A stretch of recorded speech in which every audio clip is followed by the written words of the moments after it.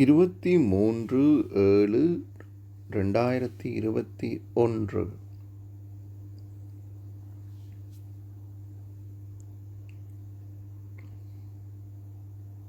காலை முரளி. ஓம் சாந்தி.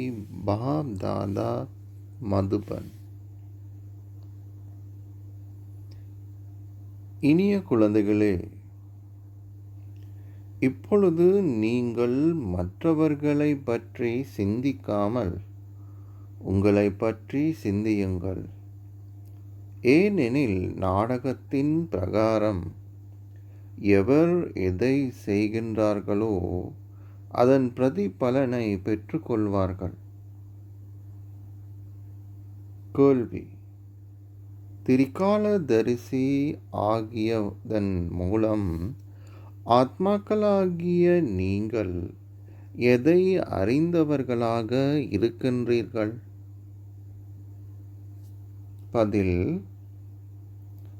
ஆதியில் அசரீரி உலகவாசிகளாக இருந்தீர்கள் என்பதையும், இந்த நாடகத்தில் உங்கள் பாகத்தை நடிப்பதற்காக இங்கு வந்துள்ளீர்கள் என்பதையும் ஆத்மாக்களாகிய நீங்கள் உணர்கின்றீர்கள்.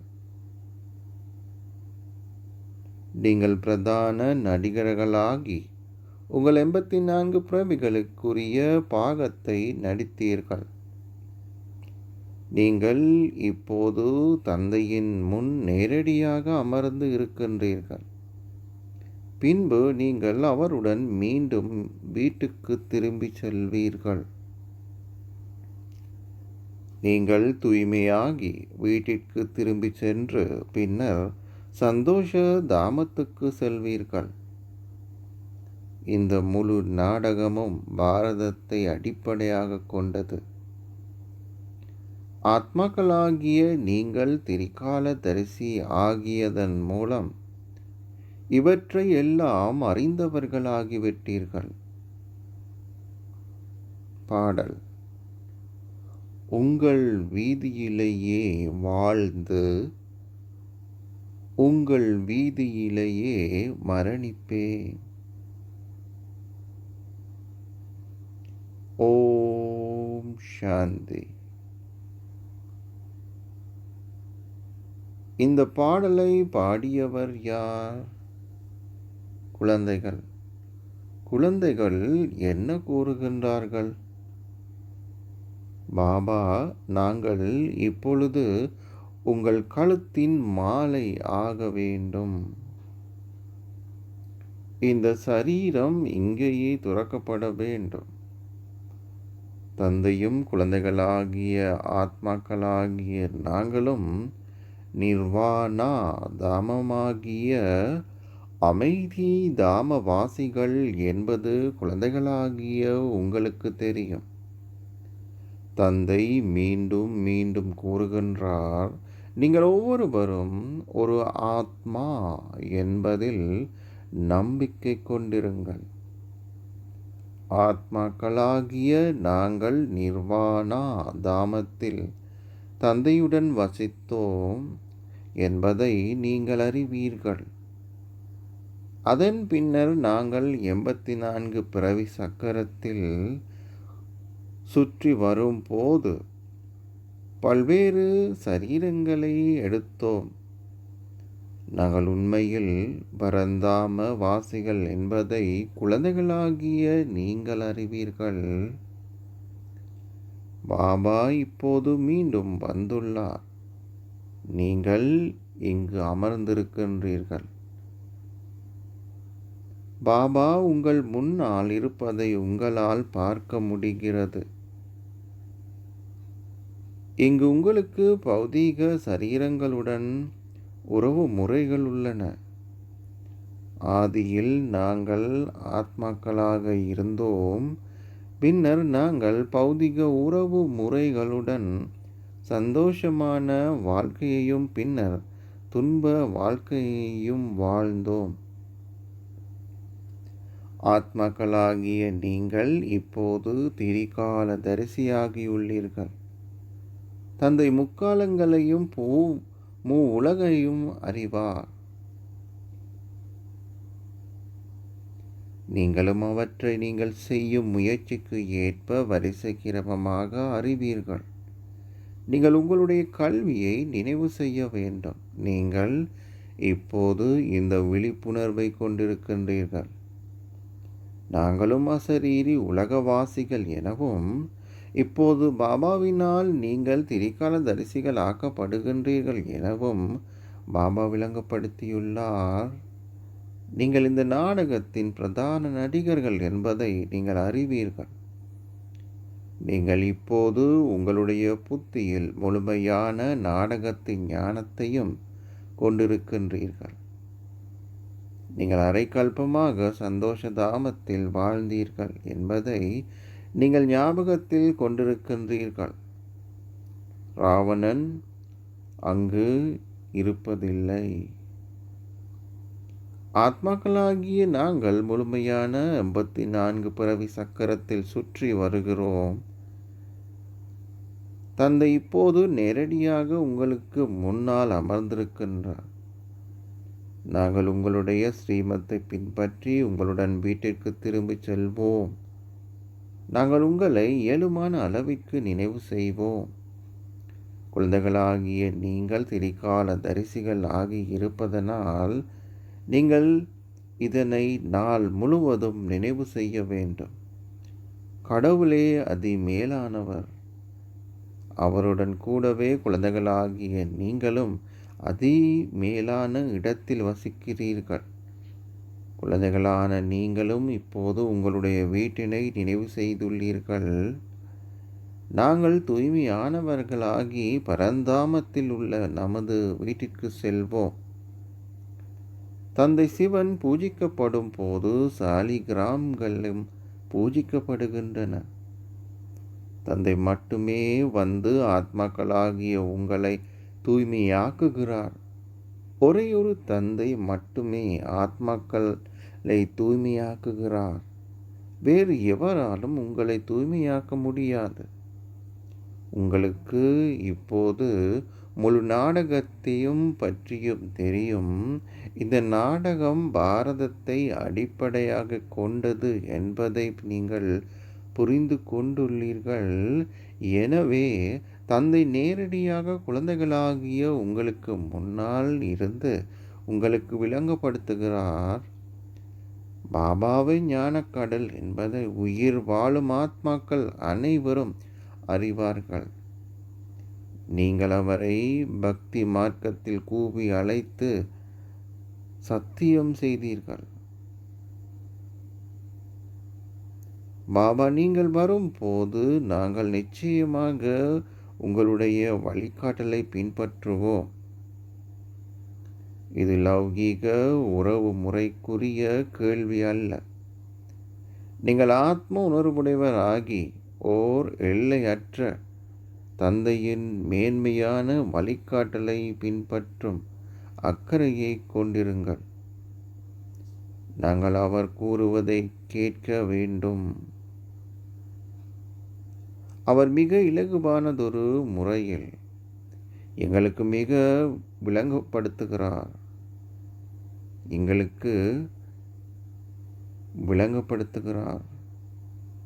உங்களுடைய ஞான கண் இப்போது திறந்துள்ளது. இந்த வேளையில் இங்கு இந்த ஞானம் உங்களுக்கு இருக்கிறது. தந்தையும் குழந்தைகளும் அசரீரி உலகில் வசிக்கிறார்கள்.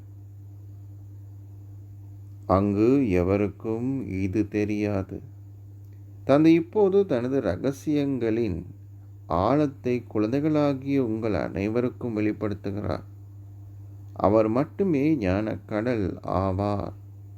வேறு எந்த ஓர் ஆன்மீக ஒன்று கூடலும்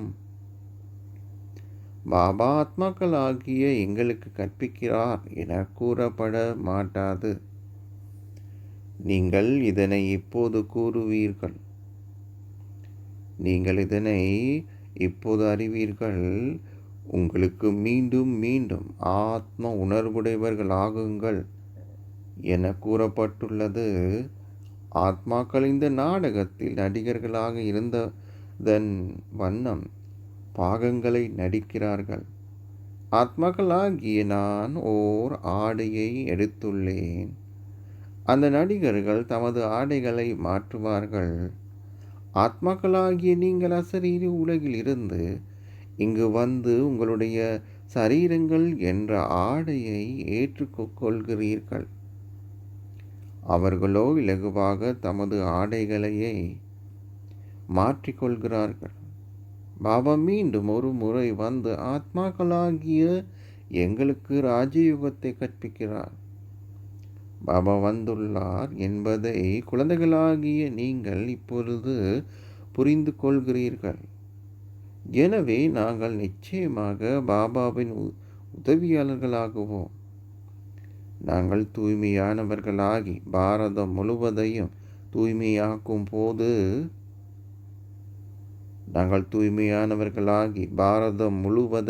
தூய்மையாக்குவோம். நாங்கள் ஸ்ரீமத்தை பின்பற்ற வேண்டும். ஸ்ரீமத் கூறுகிறது, தந்தையை நினைவு செய்யுங்கள். யார் எதனை செய்கிறாரோ அவர் அதற்கான பிரதிபலனை பெற்றுக்கொள்வார். அனைவரும் வந்து முயற்சி செய்வார்கள் என்றில்லை. சென்ற கல்பத்தில் முயற்சி செய்தவர்கள் மீண்டும் அவ்வாறு செய்வார்கள். நீங்கள் இப்போது வீட்டிற்கு திரும்பி செல்ல வேண்டும்.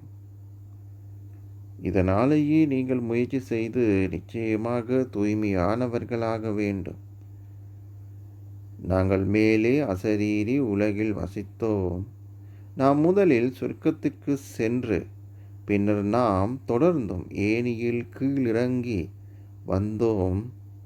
நான் பாரதத்தில் மட்டுமே வருகிறேன் என தந்தை பாரத மக்களுக்கு விளங்கப்படுத்துகிறார். பாரத மக்கள் அவரை நினைவு செய்து வந்து தங்களை தூய்மையாக்கும்படி அவரை கூவி அழைக்கிறார்கள். சரீரம் ஒன்றை எடுத்து மேன்மையான செயல்களை செய்வது எவ்வாறு என எங்களுக்கு கற்பியுங்கள். அவர் ஏற்றுக்கொள்ளும் சரீரத்தின் பெயர் நினைவு கூறப்படுகிறது. அது அதிர்ஷ்டரதம் என்று அழைக்கப்படுகிறது. தந்தை கூறுகிறார், நான் சாதாரணமானதொரு சரீரத்தில் பிரவேசிக்கின்றேன். நான் முன்னரும் உங்களுக்கு இதனை கூறியுள்ளேன்.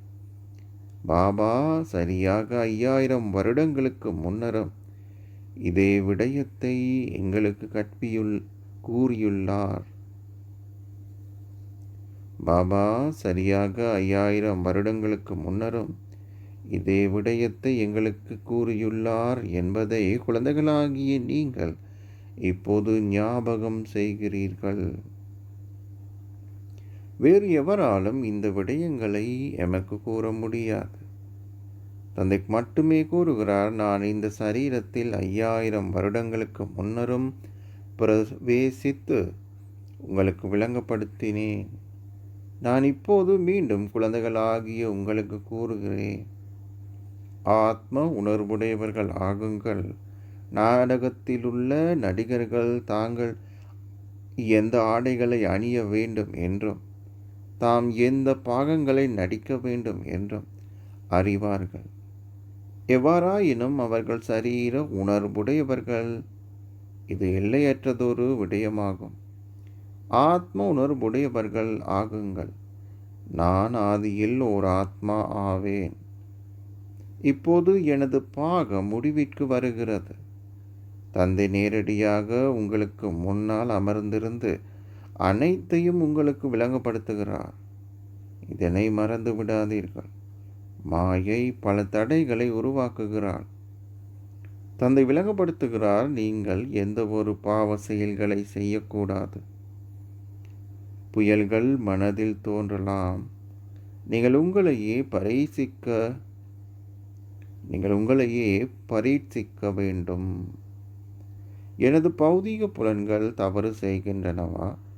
என்னால் காமத்தை வெல்ல முடியுமா? இது எங்களுக்கு மிகவும் இலகுவானது. நாங்கள் ஆத்மாக்கள், ஒரு தந்தையின் குழந்தைகள். நீங்கள் தந்தையுடன் யோகம் செய்ய வேண்டும். பௌதீக புலன்கள் பிழை செய்யும் போது அதுவும் சரீர உணர்வேயாகும். எவருக்கும் பயப்படாதீர்கள், பயமற்றவராகுங்கள். நீங்கள் எங்கு சென்றாலும் பற்றற்ற அவதானியாகுங்கள். நான் ஓர் ஆத்மா. நான் ஓர் ஆத்மா. நீங்கள் இப்போது முழு நாடகத்தையும் அறிந்து கொண்டுள்ளீர்கள். அவரே அது உயர்ந்த தந்தை என்பதை உங்களுடைய புத்திகளில் பிரவேசித்துள்ளது. அவர் ஒரு புள்ளி என கூறப்படுகிறார். அசரீரி உலகில் ஆத்மாக்களின் விருட்சம் உள்ளது.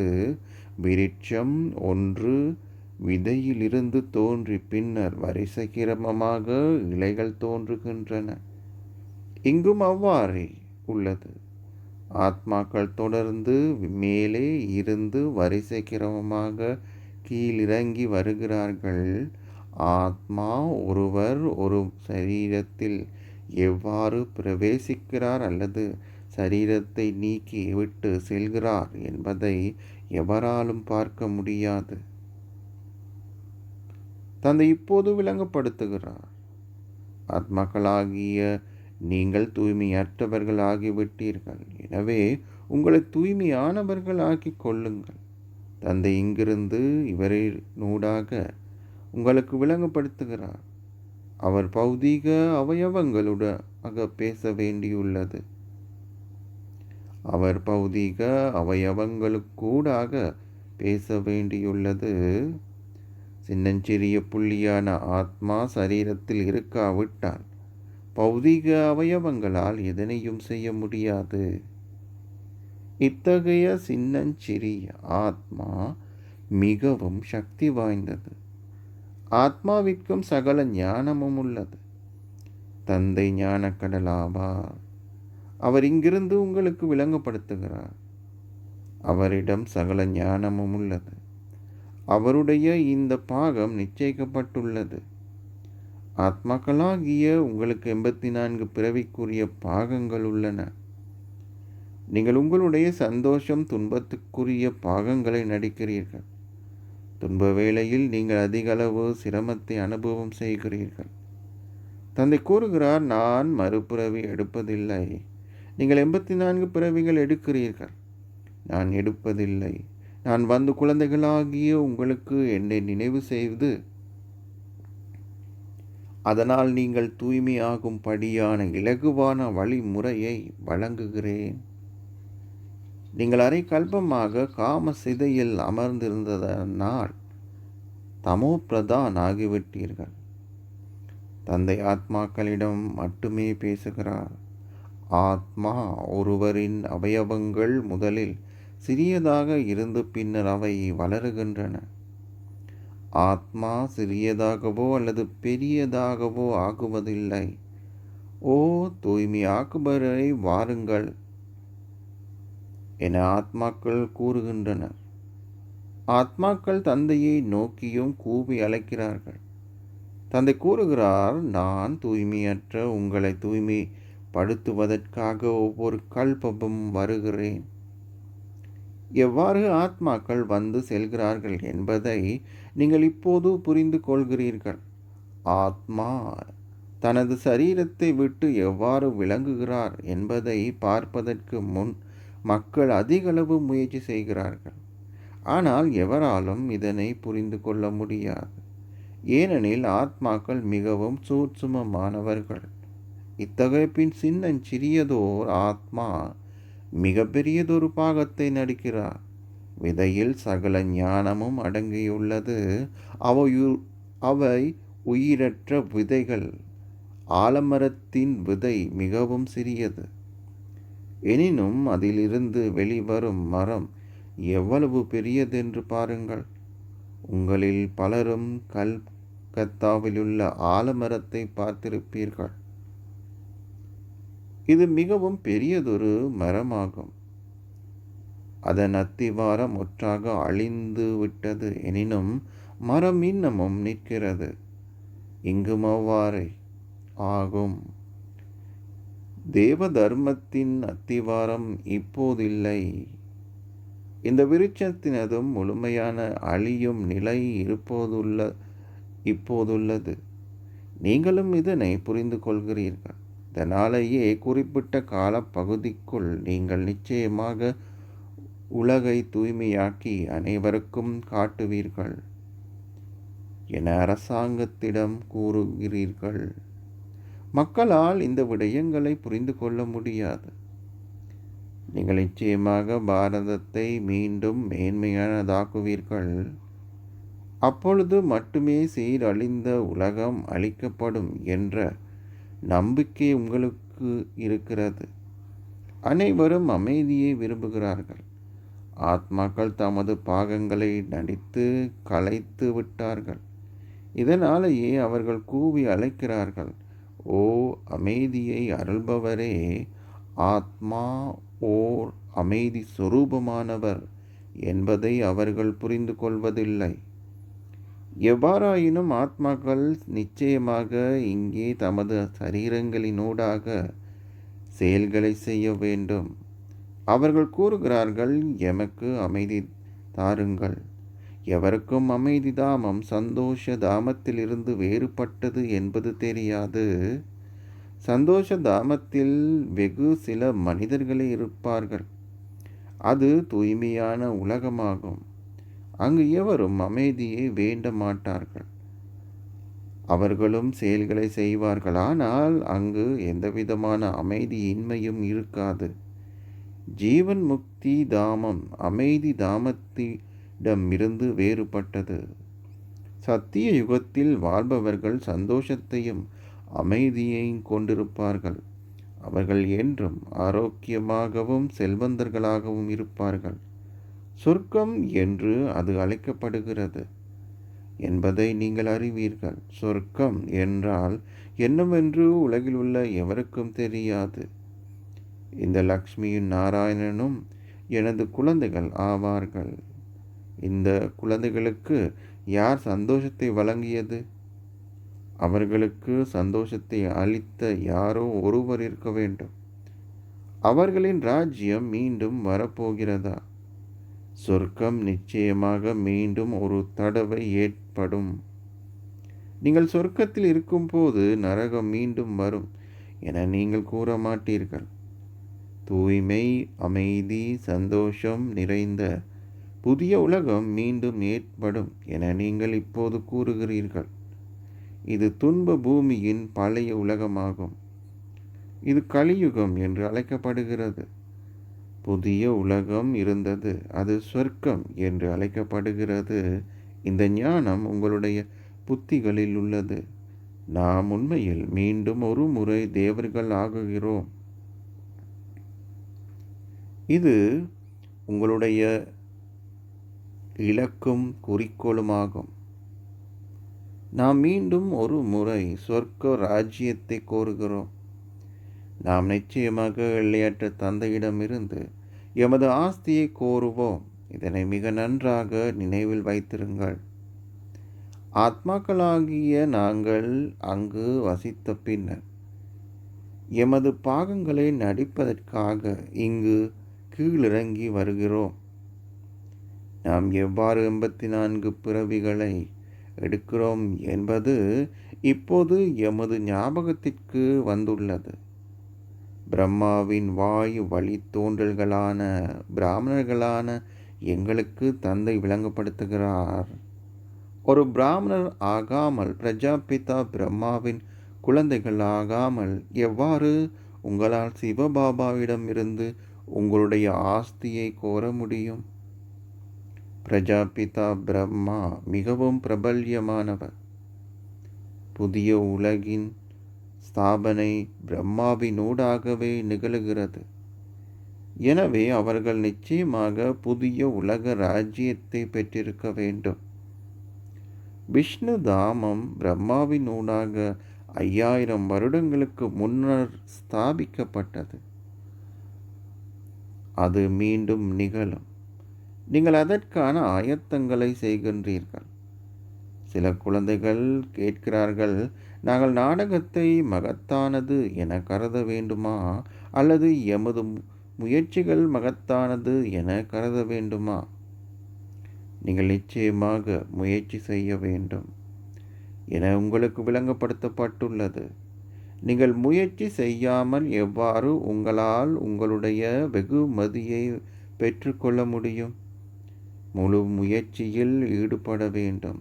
ஒருவர் மிக நன்றாக முயற்சி செய்யும் போது அவருடைய முயற்சி நாடகத்தின் படி மிக நன்றாக இருக்கிறது என்றும் அதனால் அவர் நல்லதொரு அந்தஸ்தை பெற்று கொள்வார்.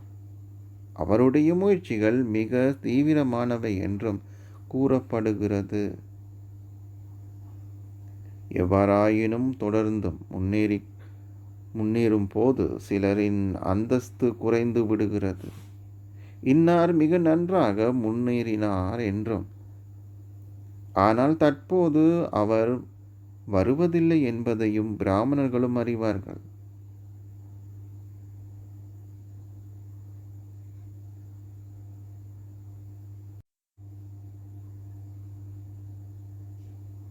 பிராமணர்களிடம் வருபவர்களும் அறிவார்கள். சிலர் கூறுவார்கள், ஏன் இது எனது புத்தியில் தங்குவதில்லை என எனக்கு தெரியாது. என்னால் பாபாவை நினைவு செய்யவே முடியவில்லை. என்னால் தொடர்ந்தும் இருக்க முடியாது. இலக்கு மிகவும் உயர்ந்தது. அவர்கள் இத்தகைய விடயங்களை எழுதுகிறார்கள். விகாரமற்றவர் ஆகுவதே பிரதானமான விடயமாகும். விகாரங்களை கைவிடுவது மிகவும் கடினமானது.